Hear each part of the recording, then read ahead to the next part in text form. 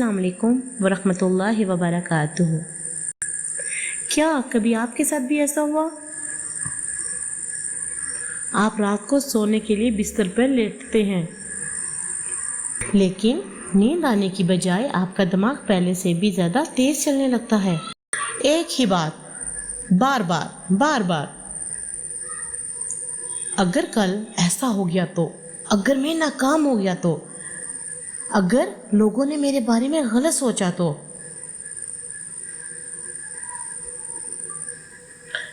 اگر ایسا آپ کے ساتھ ہوتا ہے تو آپ اکیلے نہیں ہیں۔ دنیا بھر میں لاکھوں لوگ روزانہ یہی جنگ اپنے دماغ کے ساتھ لڑ رہے ہیں، لیکن سوال یہ پیدا ہوتا ہے، کیا یہ واقعی ہی بیماری ہے یا صرف ایک عادت، یا اب تک ہماری زندگی کو نقصان پہنچا رہی ہے؟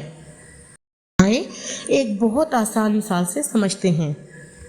فرض کریں کل آپ کا ایک بہت اہم انٹرویو ہے۔ آپ تیاری کرتے ہیں، ضروری سوالات پڑھتے ہیں اور وقت پر سونے کی کوشش کرتے ہیں۔ یہ اوور تھنکنگ نہیں بلکہ ذمہ داری ہے۔ لیکن اگر پوری رات صرف یہی سوچتے رہے، اگر میں ناکام ہو گیا تو، اگر سب نے میرا مذاق اڑایا تو، اگر میری زندگی ہی خراب ہو گئی تو، پھر آپ کو نیند بھی نہیں آئے گی، تیاری بھی ٹھیک سے نہیں ہوگی اور اگلے دن آپ اپنا بہترین بھی نہیں دے سکیں گے۔ یہی وہ جگہ ہے جہاں زیادہ سوچنا آپ کے خلاف کام کرنا شروع کر دیتا ہے۔ اب ایک اور سوال، کیا زیادہ سوچنے والے لوگ زیادہ ذہین ہوتے ہیں؟ یہ بات سوشل میڈیا پر بہت سننے کو ملتی ہے، لیکن اب تک ایسی مضبوط سائنسی تحقیق موجود نہیں جو یہ ثابت کر سکے کہ ہر اوور تھنکر زیادہ ذہین ہوتا ہے۔ اصل فرق زیادہ سوچنے اور صحیح سوچنے میں ہے۔ اب اپنے آپ سے ایک سوال پوچھیں، کیا میں مسئلے کا حل تلاش کر رہا ہوں یا صرف ایک ہی بات کو بار بار اپنے ذہن میں دہرا رہا ہوں؟ اگر جواب دوسرا ہے تو وقت آ گیا ہے کہ ہم اپنی سوچ کی عادت کو بدلنا شروع کریں۔ لیکن سوال یہ ہے، آخر یہ زیادہ سوچنا ہماری صحت، ہماری نیند اور ہمارے رشتوں کو کیسے متاثر کرتی ہے؟ لیکن اگر ہم ہر بات پر ضرورت سے زیادہ سوچتے رہیں تو آخر میں اس کا ہماری صحت پر کیا اثر پڑتا ہے؟ سب سے پہلا نقصان، ہم اپنا سکون کھونے لگتے ہیں۔ جسم تو بستر پر آرام کر رہا ہوتا ہے، لیکن دماغ ابھی بھی دوڑ رہا ہوتا ہے۔ دوسرا نقصان، فیصلہ کرنا مشکل ہو جاتا ہے۔ کبھی آپ نے دیکھا ہوگا کہ کچھ لوگ ایک چھوٹا سا فیصلہ کرنے میں بھی کہیں دن لگا دیتے ہیں۔ کس لیے؟ کیونکہ ان کا دماغ ہر ممکن نتیجے کے بارے میں سوچتا رہتا ہے۔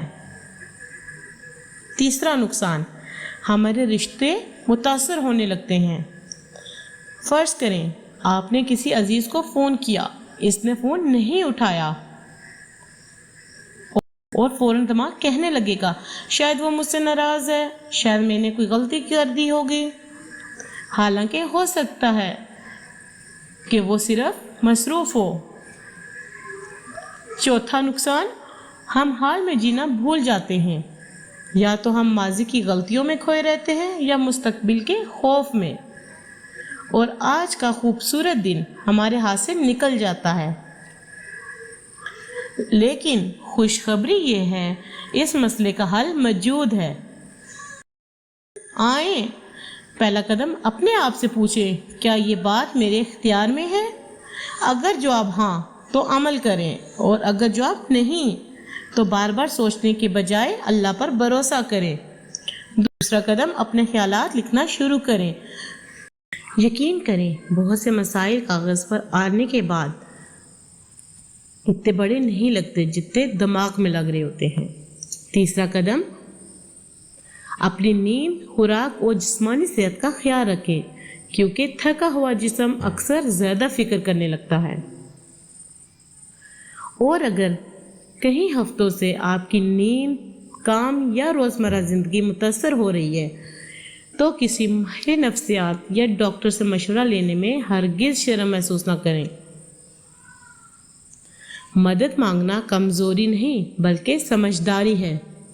لیکن اب ایک آخری سوال باقی ہے، اسلام ہمیں اس بارے میں کیا سکھاتا ہے؟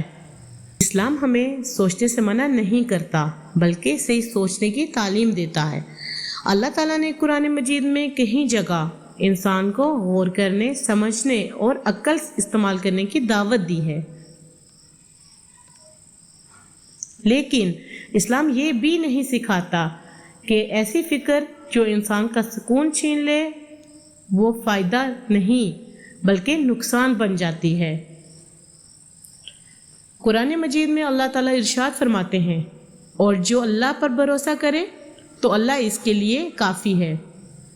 سورہ الطلاق آیت 3۔ اس کا مطلب یہ نہیں کہ ہم کوشش ہی چھوڑ دیں، بلکہ پہلے پوری کوشش کریں اور پھر نتیجہ اللہ کے سپرد کر دیں۔ نبی کریم صلی اللہ علیہ وسلم نے بھی ہمیں یہی سبق دیا۔ آپ صلی اللہ علیہ وسلم نے فرمایا، پہلے اپنی اونٹنی کو باندھو پھر اللہ پر بھروسہ کرو، یعنی پہلے اپنی ذمہ داری پوری کریں پھر اللہ پر توکل کریں۔ آخر میں اپنی رائے آپ کے سامنے رکھنا چاہتی ہوں۔ میرے خیال میں زیادہ سوچنا خود بیماری نہیں، لیکن یہی سوچ آپ کی نیند، آپ کی خوشی، آپ کے رشتے یا آپ کے روزمرہ کام متاثر کرنے لگیں تو اسے معمولی بات سمجھ کر نظر انداز نہ کریں۔ اگر ضرورت محسوس ہو تو ڈاکٹر یا ماہر نفسیات سے مشورہ لینا بالکل درست فیصلہ ہے۔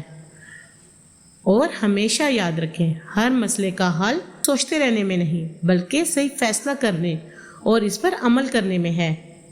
اب ہم آپ سے جاننا چاہتے ہیں، کیا آپ نے بھی کبھی اوور تھنکنگ کا سامنا کیا ہے؟ اگر ہاں تو آپ اس سے کیسے نکلے؟ اپنا تجربہ کمنٹس میں ضرور لکھیے، ہو سکتا ہے آپ کا ایک مشورہ کسی دوسرے انسان کی زندگی بدل دے۔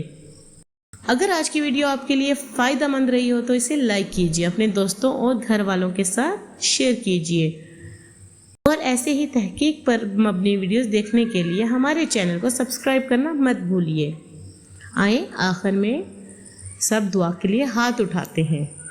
اے اللہ، ہمارے دلوں کو سکون عطا فرما، ہمیں بے فائدہ فکر، بے چینی اور وسوسوں سے محفوظ فرما، ہمیں صحیح فیصلہ کرنے کی توفیق عطا فرما، اور اگر ہم میں سے کوئی ذہنی پریشانی میں مبتلا ہے تو اے اللہ اسے کامل شفا، صبر اور آسانی عطا فرما، اور جو ہمارے پیارے ہم میں موجود نہیں ہیں ان کی کامل مغفرت فرمائیں۔